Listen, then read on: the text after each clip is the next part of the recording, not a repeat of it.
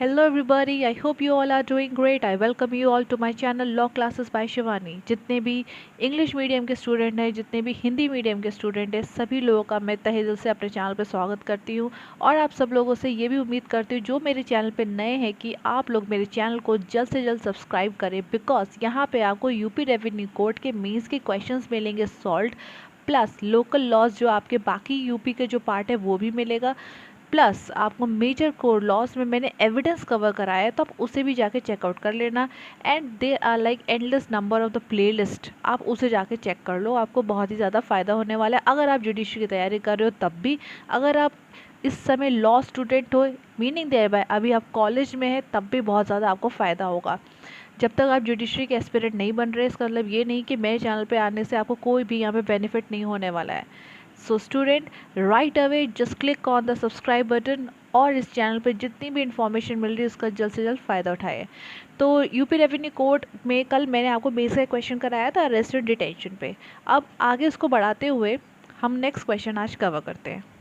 Basically arrest and detention of the defaulter ये उस case में होता है जब लैंड रेवेन्यू पे नहीं किया जाता है। ठीक है, टाइम से आपने लैंड रेवेन्यू पे नहीं करा, डिफ़ॉल्ट हो गया। In that case there are like certain consequences of it. Arrest and detention हमने कवर कर लिया है, आज के इस वीडियो में हम फर्दर कॉन्सिक्वेंसेज को कवर करेंगे। There can be attachment and sale of the movable property as well as there can be attachment of the land in respect of which the arrear is due। जिस land पे आपका बकाया है revenue और आपने पे नहीं करा है, इमूवेबल प्रॉपर्टी है, उसे भी अटैच किया जा सकता है। मूवेबल प्रॉपर्टी है तो उसे बेचा भी जा सकता है, अटैच भी किया जा सकता है साइमल्टेनियसली। और ये जो प्रोसेस है कहीं ना कहीं आपको याद आ रहा होगा, हमने सीपीसी पे भी पढ़े हैं। सो उसे ध्यान में रखना, बिकॉज जो बेसिक आपका यहाँ पे ओवरऑल स्ट्रक्चर है वो तो वही है कि आप अरेस्ट करेंगे, क्यों कर रहे हैं, attachment and sale of the property, what is the whole object behind it, it is same. ठीक है, ताकि जो है भाई जो पैसा बकाया है, लैंड रेवेन्यू आपने पे नहीं करा है, तो कैसे उसे रिकवर किया जाएगा। So these are the several ways, these are the several methods. तो आज हम लोग दो कवर करेंगे, attachment and sale of the movable property और आपका इमूवेबल प्रॉपर्टी।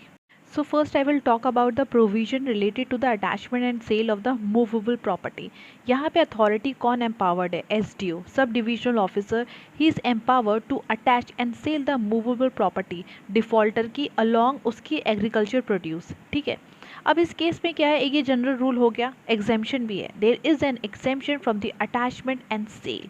क्या एग्जेम्पशन है, जो नेसेसरी आइटम्स होते हैं जैसे कि आपके कुकिंग वेसल्स हो गए, बेड्स हो गए, बेडिंग हो गया डिफ़ॉल्टर का, बच्चों के या बीवी के जो पर्सनल ऑर्नामेंट्स हैं उन्हें अटैच नहीं किया जाता है, या फिर कोई रिलीजियस यूसेज की कोई चीज़ है उसे भी अटैच नहीं किया जा सकता है। या तो बेसिकली जो डिफ़ॉल्टर की लाइवलीहुड की चीज़ें हैं ना, आप उसे अटैच नहीं कर सकते हैं, आप उसके उस मीडियम को अटैच नहीं कर सकते हैं जिससे वो कमा रहा है, आप उसके औजारों को अटैच नहीं कर सकते हैं। अगर कोई मैकेनिकल चीज़ है तो उसे अटैच किया जा सकता है।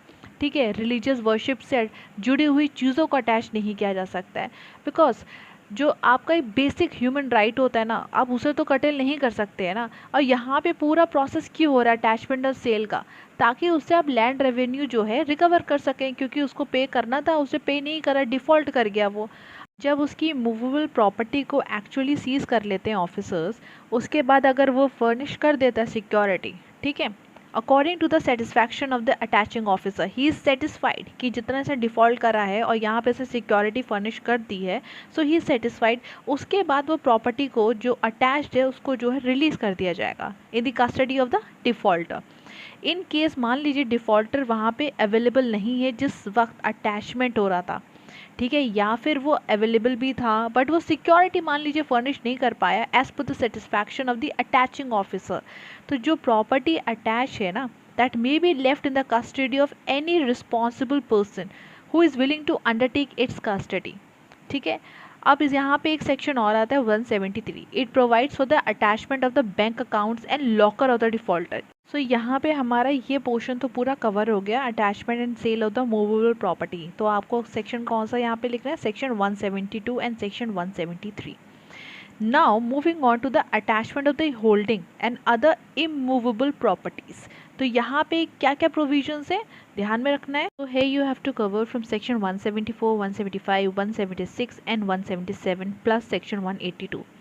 बेसिक आइडिया क्या है इसका, कि collector is empower to attach the land in respective of which the land revenue is due. 30 दिन का टाइम दिया जाता है। जैसे अटैच करी प्रॉपर्टी है तो 30 डेज़ का टाइम दिया गया अमाउंट ऑफ द अरियर उसको पे करने के लिए। अगर पे नहीं किया गया तो अकॉर्डिंगली टू सेक्शन 175 या फिर 176 के हिसाब से आगे प्रोसीडिंग्स होती हैं। क्या होता है वहाँ पे? प्रॉपर्टी को लीज पे भी दिया जा सकता है या फिर प्रॉपर्टी को सेल आउट भी किया जा सकता है। सेक्शन 177 के हिसाब से क्या है? अटैचमेंट और sale of other immovable properties. तो कलेक्टर क्या कर सकता है? जो लैंड रेवेन्यू है उसको कहाँ से रिकवर कर सकता है? वो अटैच कर सकता है या फिर डिफ़ॉल्टर के कोई और आपके इमूवेबल प्रॉपर्टीज़ हैं उसको बेच के उसको रिकवर कर सकता है। ठीक है, एक प्रोवाइजो है आपका सेक्शन 177 में, अकॉर्डिंग टू विच जो हाउस है या कोई अदर बिल्डिंग है, ठीक है, उसे यहाँ पे एग्जेम्पशन मिला है फ्रॉम दी अटैचमेंट।